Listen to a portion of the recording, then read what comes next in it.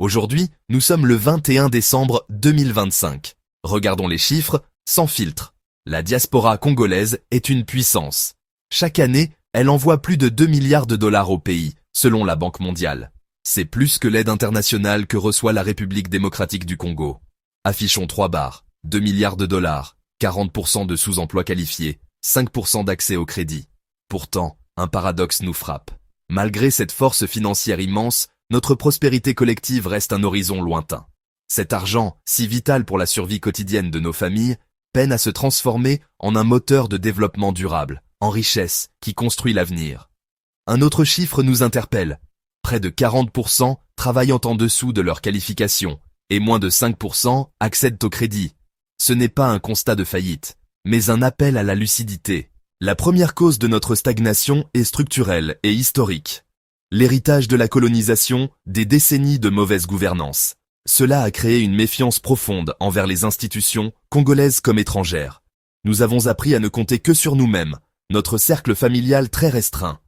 Cet état d'esprit, nécessaire pour survivre, devient un handicap pour prospérer. L'investissement exige de la confiance, des contrats, des systèmes. Sans cette confiance, l'argent reste sous le matelas, se limite à la consommation immédiate. Il ne travaille pas, il ne se multiplie pas. La deuxième cause est un manque criant d'éducation financière et entrepreneuriale. Nous savons gagner de l'argent durement, mais nous ne savons pas le faire fructifier. Investissement, diversification de portefeuille, effet de levier, capital risque. L'argent envoyé au pays sert surtout à la consommation. Nourriture, frais de santé, scolarité. Nous entretenons un cycle de dépendance et l'isolement professionnel nous freine. La discrimination existe, et nos associations, souvent fragmentées, manquent de vision économique commune. La méfiance historique est un poison lent. Elle nous empêche de mutualiser nos ressources. Pourquoi? Si je ne fais pas confiance à un système bancaire, à la justice, ou même à mon compatriote pour gérer un projet commun, je n'investirai jamais plus que ce que je peux contrôler seul. Cette mentalité nous condamne aux petites entreprises incapables de grandir. Le manque de confiance bloque des fonds puissants où 1000 personnes mettraient 1000 € pour de grands projets. L'argent reste fragmenté et inefficace. Le déficit en éducation financière conduit à de mauvais choix. On privilégie l'épargne qui dort ou l'achat de biens passifs. Belles voitures, grandes maisons familiales. Plutôt que des actifs qui génèrent des revenus. Immobilier locatif, actions, parts d'entreprise. Nous confondons dépenses et investissements.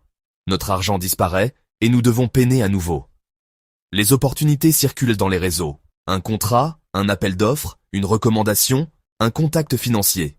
Sans réseau, la porte reste fermée. Pour contrer le déficit de compétences, nous devons agir sur 2 fronts. L'éducation financière et la validation des acquis. Première action. Lancer des webinaires mensuels gratuits en français et en lingala. Thème. Comment ouvrir un compte titre, les bases de l'investissement immobilier. Transformer ses remises en investissement. Mesurable par participant unique et ouverture de compte. Objectif, 5000 en un an. Deuxième action. Créer une plateforme en ligne pour la reconnaissance des diplômes congolais. Mettre en relation les diplômés validés avec les nouveaux, avec des guides par pays et par métier. Mesurer les inscrits, le taux de succès. Indicateur, 50% en 2 ans. L'information, c'est le pouvoir. En nous formant, nous transformons le potentiel en résultats tangibles. Le capital et l'investissement, faire circuler l'argent intelligemment. Pour vaincre la méfiance, créons nos propres véhicules d'investissement. Première action, un club d'investissement diasporique, un CID pilote. 50 personnes versent 100 € par mois dans un pot commun géré en transparence. Investir dans un bien locatif ou une start-up prometteuse. Mesurer le montant collecté et le nombre de projets financés. Succès, 60 000 € et un premier investissement en un an. Deuxième action, une plateforme de crowdfunding dédiée au projet RDC. Mettre en avant agriculture, énergie solaire, tech, investir dès 50 € en échange de parts ou d'un retour. Assurer vérification et transparence des flux. Objectif, 1 million € levés pour 20 projets en 2 ans.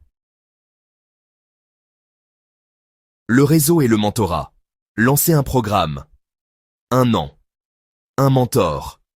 Chaque professionnel expérimenté accompagne un jeune pendant 1 an, avec rencontres mensuelles. CV. Préparation aux entretiens. Introduction au réseau. Mesuré par le nombre de pairs. Objectif. 200 d'ici fin 2026. Créer des annuaires professionnels interactifs par secteur. Ingénieurs, médecins, juristes, informaticiens et autres secteurs. Partager offres et appels d'offres. Organiser du networking, vérifier les profils, mesurer membres et opportunités partagées. Cible, 5 annuaires de 1000 membres, chacun en 2 ans. Le plaidoyer et l'influence, changer les règles du jeu. Constituer un groupe de pression de la diaspora congolaise auprès des institutions européennes et nationales. Reconnaissance des diplômes, lutte contre la discrimination, soutien à l'entrepreneuriat diasporique. Mesurer rendez-vous obtenus et propositions à l'agenda. Objectif, 10 rencontres de haut niveau par an. Publier un baromètre annuel, notant provinces et services sur la facilité à faire des affaires. Valoriser les bonnes pratiques, dénoncer les blocages. Mesurer par la couverture médiatique et l'usage institutionnel. Notre poids économique nous donne la légitimité pour négocier. Présenter des solutions gagnant-gagnant, notamment sur la reconnaissance des diplômes face aux pénuries de talents. En parlant d'une seule voix, nous passons de victimes à acteurs, et nous changeons durablement les règles du jeu. Les solutions proposées ne sont pas des rêves. Elles fonctionnent déjà. Exemple, MaxiCash, fondé par un Congolais de la diaspora.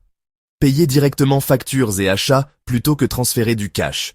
Plus de 80% des fonds tracés, 1 500 000 $ levés, plus de 50 000 utilisateurs. Kivu Solar, ingénieur basé en Allemagne, mini-centrales solaires autour du lac Kivu. 500 000 € via un club d'investissement et un prêt bancaire. 2000 foyers et 50 entreprises alimentées. L'investissement est rentable et l'impact local est immense. Congo Angels, une trentaine d'entrepreneurs et cadres, expertise mutualisée et fonds de 200 000 €, coaching hebdomadaire. 3 startups rentables en moins de 18 mois, plus de 40 emplois créés. Vision claire, mutualisation des ressources, exécution rigoureuse. Les obstacles ne sont pas insurmontables. Nous avons posé le diagnostic sans complaisance. Méfiance. Manque d'éducation financière. Isolement professionnel. Barrières administratives. Envoyer pour la seule consommation, c'est remplir un seau percé. Passons de la survie individuelle à la prospérité collective et organisée. Les solutions existent. Créer des clubs d'investissement. Lancer du mentorat. Bâtir des plateformes. Faire du plaidoyer. 4 pas. 1. Créer un groupe WhatsApp pro. 2. Formez-vous 1 heure par mois. 3. Appelez un jeune à mentorer. 4. Partagez ses idées. La prospérité ne tombera pas du ciel. Elle sera la somme de nos actions coordonnées. L'heure est à la construction. Commençons. Si vous avez aimé la vidéo, merci de vous abonner à la chaîne, de commenter et de partager nos vidéos.